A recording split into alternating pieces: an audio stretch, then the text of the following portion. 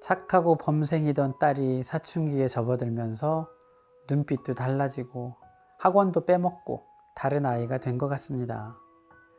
교우 관계에도 문제가 있는 것 같고, 저렇게 두면 다시 좋아지는 건지, 사춘기를 잘 보내는 법, 그리고 부모는 어떻게 해야 하나요? 많은 부모가 고민하고 있는 내용이지요. 이런 사춘기에 대한 고민을 이제 하시는 분들의 이야기를 듣다 보면 부모가 힘든 것도 사실이지만 사실 아이도 힘들어요. 우리나라 청소년들이 삶의 만족도 자체가 OECD에서 꼴찌를 현재 달리고 있고요. 전체적으로 보면 학업 스트레스도 다른 나라보다 훨씬 높았고, 그 다음에 잠자는 시간도 가장 적은 나라였어요. 게다가 청소년 자살률도 세계에서 가장 높은 나라 중에 하나입니다. 우리가 사춘기라고 하는 것이 이제 원래 의학적으로는 2차 성징이 나타나는 시기, 이렇게 이제 신체적인 것에서 출발을 했는데, 지금은 신체적인 것보다는 오히려 정신적으로 독립을 외치면서 반항적인 어떤 그런 태도들을 보이는 그런 시기라는 좀 심리적인 개념으로 더 많이 변한 것 같아요. 이 사춘기는 신체적인 변화뿐 아니라 뇌가 굉장히 빠르게 발달을 하는 시기인데요. 인간의 뇌의 발달을 보면 사춘기 때의 뇌가 우리 평생 뇌에서 가장 뇌세포가 많다는 거예요. 그 얘기는 바꿔 말하면 가지치기가 덜 된 풍성한 나무, 이렇게 생각을 하시면 돼요. 학습을 하는 능력도 성인보다 훨씬 뛰어나지만 좀 더 중요한 것과 덜 중요한 것을 구분하는 능력 같은 게 좀 떨어져요. 이제 다음 주에 시험이 있다고 합시다. 그런데 오늘 농구하러 친구들하고 논다고 해요. 그러면 엄마는 야, 다음 주에 중요한 시험이 있으니까 시험 끝나고 농구하면 되잖아 라고 생각을 하겠죠. 왜냐하면 엄마의 뇌는 중요한 것과 중요하지 않은 우선순위나 이런 걸 할 수 있는 능력이 좋잖아요. 근데 애는 그게 안 돼서 시험이 중요한 건 아는데 친구와 약속한 것도 똑같이 중요한 거예요, 얘 입장에서는. 그 다음에 어떤 충동이라든지 이런 것을 미루고 자제하는 능력이 좀 더 떨어진다. 그리고 어떤 객관적인 평가에서 자기를 본다기보다는 자기 중심성이 좀 높아서 내가 주인공이고 남들이 다 나만 바라보고 뭐 이런 것처럼 생각을 하는 성향들이 있어요. 남은 또 의식을 되게 많이 해요. 아무도 나에게 관심 없는데 나 이렇게 입고 나가면 남들이 뭐라고 하면 어떡해, 이런 식으로 과하게 상상 속에 청중을 만들고 의식하는 그런 성향도 갖고 있습니다. 그래서 이런 아이들에게 어떻게 이제 대화를 하고 도와줘야 할 것이냐 하는 고민을 하게 됩니다. 저는 기본적으로 부모가 자식을 대하는 태도가 이제 바뀌어야 될 시점이 온 시기라고 말씀을 드리고 싶어요. 초등학교 다니던 시절에는 엄마가 뭐 하라고 하면 순종적으로 따라하는 편에 가까운데, 언젠가부터 밥 먹으러 가자, 싫어, 안 가, 뭐 이런 식으로 애가 매사가 다 불퉁불퉁하면서 반항적인데 자기가 하고 싶은 대로 하겠다면서 좀 독립적인 걸 주장을 하는 그런 상황이잖아요. 이제는 기존에처럼 품 안의 자식이면서 내가 시키는 대로 하는 상황은 아닐 때가 왔다, 이렇게 보셔야 돼요. 부모와 자식 간의 어떤 포지션의 변화가 필요한 시점이다, 저는 그렇게 생각을 해요. 가정 내에도 질서가 있잖아요. 부모가 있고 자식이 있고 이런데, 이제 이 자식의 위치는 전적으로 내 밑에서 따르는 애가 아니고 협상도 해야 되고 타협도 해야 되는 대상이 된 거예요. 지 나름 머리가 컸다고 얘를 논리적으로 설득도 해야 되고요. 안 되면 뭔가 당근도 주고 해야지, 하라면 해마, 이게 안 되는 시기가 됐다는 거예요. 예를 들어서 아이와 게임하는 시간을 가지고 싸움을 했다고 해봐요. 너 하루에 30분만 해, 이런 식으로 해서는 해결이 잘 안 되고요. 너는 얼마를 하고 싶은데, 이걸 정해야 되는 거예요. 나는 3시간. 야, 엄마 생각이 너무 많다, 야. 30분만 하자. 아니, 30분은 싫어. 그러면 2시간. 최종적인 결정은 물론 부모가 하는 거예요. 그렇지만 그 과정에서 아이가 참여를 해서 자기 의견이 일부 반영이 되고, 이것이 잘 됐을 때는 뭔가 내고를 해야죠. 나 이거 일주일 잘 지키면 뭐 해줄 건데, 그럼 뭔가 해주는 걸 해주고, 잘 안 지키면 본인이 스스로 책임을 져야 돼요.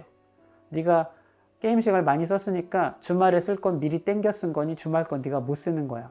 사전에 약속을 서로 해요. 아이와 어떤 일상의 사소한 규칙을 정할 때도 서로 타협하고 협상하고 규칙을 정하고 이런 과정을 거치면 훨씬 더 소통이 잘 되는 그런 부모와 자식이 될 거라고 저는 생각을 해요.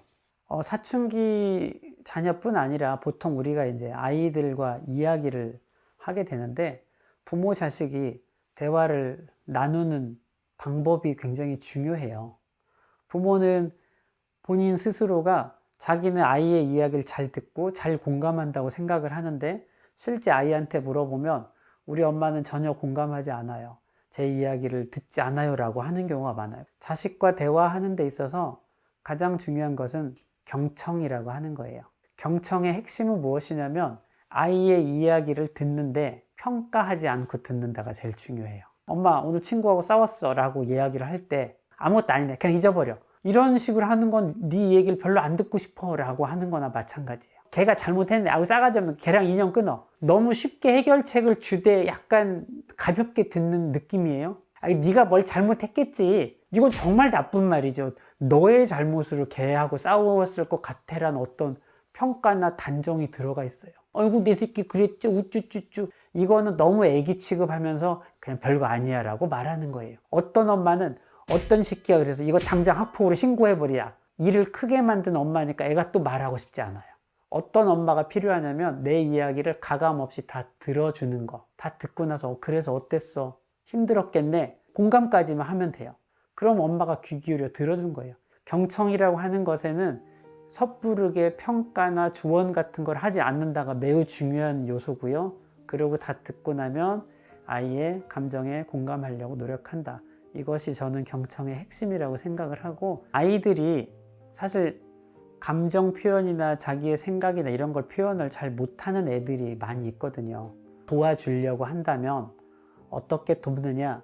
이제 아이가 말을 더 잘 이끌어내기 위한 방법 중에 하나로 아이 메시지라는 방식을 많이 권합니다.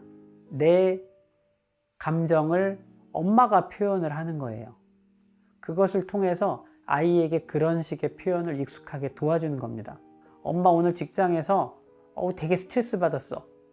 엄마 무슨 일인데? 직장 상사가 뭐 이렇게 해가지고 너무 엄마가 그 순간에 수치심을 느끼고 막 화가 났어. 울 것 같았어. 이렇게 이야기를 하잖아요. 어떤 사건이 있었고 나는 그때 어떤 감정을 느꼈다. 이 두 가지가 여기에 전달이 들어가 있는 거예요. 이 문장 속에. 그러면 이런 것을 듣고 자란 아이는 엄마 나 학교에서 이런 일이 있었는데 이런 감정을 느꼈어요 라고 말을 하게 돼요. 그걸 도와주는 거예요. 아이가 자신의 생각과 감정을 표현하는 것을 내가 이랬다라고 말을 할 수 있는 거죠. 이게 아이 메시지인데 우리나라 가정에서 많은 집의 경우는 아이 메시지가 없고요. 유 메시지라는 것만 해요. 내가 오늘 이랬다가 아니고요. 너 숙제 했어 안 했어? 너 왜 늦게 들었어? 너 빨리 당장 학원 가야 돼. 뭘 꾸물거려? 빨리 나가. 항상 너고요. 거기에는 명령 형태나 이런 것들이 많고 비난하거나 혼내는 내용들이 대부분 대화를 차지해요. 이런 식의 대화로는 이게 건강하게 감정이 오고 가는 대화 자체가 어려워요. 만약에 애가 꾸물거려서 학원을 안 가서 엄마가 뚜껑이 열렸다고 합시다. 늦게 가거나 이래서 화가 났어요. 야, 너 학원 가는데 왜 안 가? 이제 이렇게 하면 이게 유 메시지잖아요. 그렇게 하는 게 아니고 엄마가 학원을 가라고 했는데 네가 오늘 학원을 가지 않으니까 엄마는 기운이 빠져. 내 얘기를 하는 거야. 너의 행동으로 인해서 나는 이런 감정을 느껴. 엄마 맥 빠지는 느낌이 들고 좀 속상하다. 내가 이렇게 열심히 일을 해야 될지 잘 모르겠고 그런 생각이 들어. 아예 엄마 학원 안 갔다고 왜 이렇게 그래? 아니 그렇다고 오늘 엄마가 그런 감정을 느껴. 알았어 내가 다음에 더 할게. 오히려 애가 더 그렇게 말을 할 가능성이 더 높아 보여요. 그러면 아이의 말에 아까 귀를 기울이는 경청을 하게 되고 그 다음에 엄마의 생각과 감정을 표현하는 이런 대화 방식을 하면 아무래도 아이와 대화가 훨씬 좋아지지 않겠나. 그러면 사춘기 어려움도 좀 더 잘 극복할 수 있지 않을까 그렇게 생각을 합니다. 부모가 자식을 잘 키운다는 건 사실 쉬운 일은 아닌데요. 잘 키우는 것이 무엇이냐고 질문을 할 때 흔히 저는 이런 말을 많이 해요. 잘 키운다는 것은 자식을 떠나보내는 것이다. 이렇게 얘기를 합니다. 나이에 맞게 아이를 점점 밀어내는 거예요. 새는 새끼가 날 수 있을 때가 되면 밀어서 날게 해버리거든요. 그때 밀어내지 않으면 얘는 날지를 못하게 되기 때문이에요. 그래서 때가 되면 그 나이에 맞게 점점점 밀어야 돼요. 얘가 대학생인데 9시면 집에 오냐 안 오냐 누구랑 만나 이런 거만 맨날 확인하고 이렇게 하지 말고 더 멀리 더 큰 세상으로 자꾸 가야 된다고 떠나보내는 게 부모가 해야 될 지혜 중에 하나라고 생각을 하고요. 부모와 자식의 삶이 사실 다르거든요. 나는 자식이 잘 됐으면 좋긴 하겠지만 그것은 이 아이의 삶이지 나의 삶은 아니에요. 그래서 나의 인생과 자식의 인생을 좀 구분하는 것이 또한 지혜로운 것이라고 생각을 합니다. 옛날이나 지금이나 사실 이 젊은 사람, 청소년기 애들 바라보는 건 어른들은 늘 걱정을 했어요. 그 이집트의 파피루스에 나온 글자를 해독을 했더니 요새 젊은 것들 하는 거 보니 세상 참 말세다, 찌릿 이런 내용이었대요. 3000년 전에 쓰인 내용이나 지금 부모나 똑같은 생각을 하는 거 봐서는 그때부터 지금까지 다 망할 것 같으면 진작에 망했을 것 같은데 세상은 잘 돌아가고 있는 거 보니까 애들이 말썽 피우고 속썩이고 해도 그래도 그 애들은 언젠가 자신의 일을 찾아서 할 거고 자기의 자식을 낳아서 또 후대를 키워나가면서 또 나처럼 잔소리하고 살 거라고 저는 생각을 하거든요. 그래서 그런 것이 인생이라고 생각을 하고 좀 더 길게 보고 약간 여유 있게 자식을 바라보면 좋겠다는 생각이 듭니다.